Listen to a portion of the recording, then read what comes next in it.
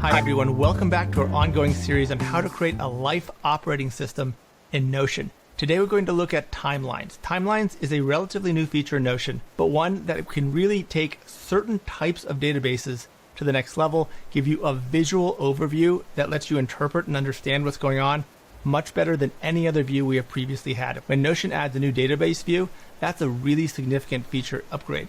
So we definitely want to take full advantage of it.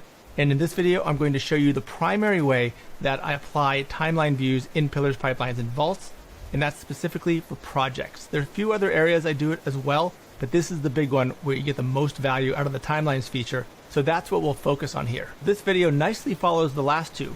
The second to last one was about the annual review, all about laying out your game plan for the upcoming year. So now in the timeline view, we can really chunk it out and space it out and see how we're going to implement over the first quarter, over the first 6 months, and over the year.